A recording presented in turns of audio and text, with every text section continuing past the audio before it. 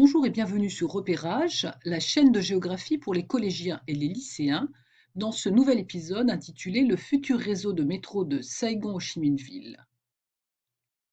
Une petite diapositive générale tout d'abord pour présenter un petit peu le contexte régional. Nous sommes au Vietnam, c'est un pays émergent de 97 millions d'habitants, une taille qui est un peu plus grande que le Royaume-Uni, 332 000 km². La capitale se situe à Hanoï, au nord, dans le Tonkin, c'est-à-dire ce delta du fleuve Rouge.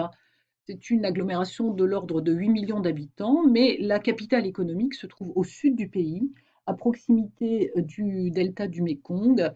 C'est la ville de Saigon, c'est comme ça qu'on l'a appelée à l'époque coloniale. Elle a été rebaptisée Ho Chi Minh Ville après la réunification du Vietnam en 1975, et c'est aujourd'hui une métropole de l'ordre de 15 millions d'habitants. Dans un épisode précédent, nous avions décrit le plan de Saigon-Cholon en 1923, après la Première Guerre mondiale, en remarquant que le centre colonial se situait ici, c'était un centre en damier à proximité de la Saigon River, et qu'il y avait un faubourg indigène qu'on appelait Cholon, ici le long de l'arroyo chinois.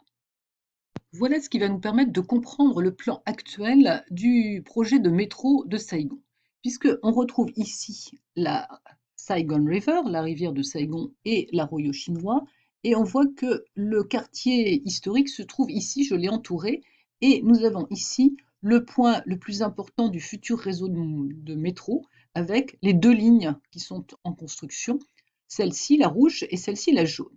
J'ai aussi indiqué sur ce plan ainsi que l'échelle, l'aéroport actuel d'Ho Chi Minh Ville et ici, ce quartier central en pleine expansion qui sera un autre point nodal du réseau de métro.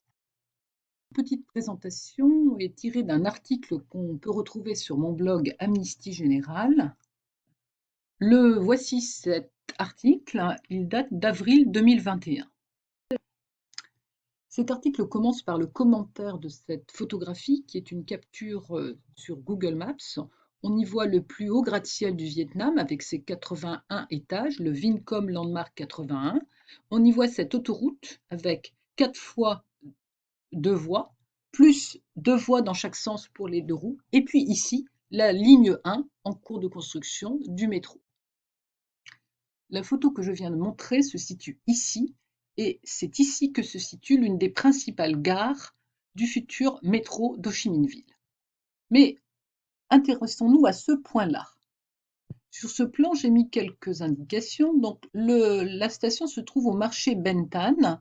Il y a donc deux lignes, une qui va vers cette nouvelle gare de l'Est et passe donc au fameux endroit que je viens de montrer, une autre qui va en direction de ces régions qui sont des districts ruraux qu'on appelle Suchi et qui devraient être prolongés ultérieurement à Toutième de l'autre côté de la rivière de Saigon. Et c'est là que je voudrais reprendre le plan de Saigon de 1923. On y voit la gare avec ce marché central et on voit ici numéro 63 l'Opéra. Or, aujourd'hui, la nouvelle gare de métro en construction fait 500 mètres de long, elle est à 21 mètres de profondeur et elle se situe effectivement entre le marché central et l'Opéra, d'où un chantier absolument colossal. Ça peut faire penser à une gare à Paris qui est la gare d'Aubert-Opéra, qui est quelque chose d'aussi monumental quand le RER a été construit. Et voilà ce qui peut nous permettre de comprendre le tracé des autres lignes projetées pour ce métro.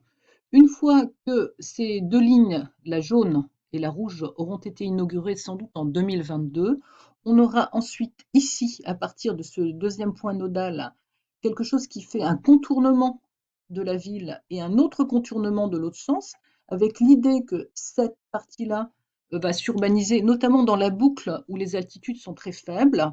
Et puis, on va avoir de nouvelles liaisons vers des quartiers extrêmement éloignés. Voici un petit tableau qui présente les différentes lignes de ce projet de métro, avec un projet donc ambitieux. On est à près de 200 km de lignes. Et ce qui est intéressant, c'est de voir qu'il y a plusieurs modes de transport utilisés. Métro, tramway, métro léger, la différence étant une différence de coût. Le métro est ce qui est le plus coûteux parce que cela nécessite des infrastructures souterraines qui sont difficiles dans une région basse et marécageuse. Le tramway et le métro léger permettent des infrastructures plus légères. Vous pourrez trouver davantage de précisions sur l'article du blog et je vous dis à bientôt pour une nouvelle vidéo sur Repérage, la chaîne de géographie pour les collégiens et les lycéens.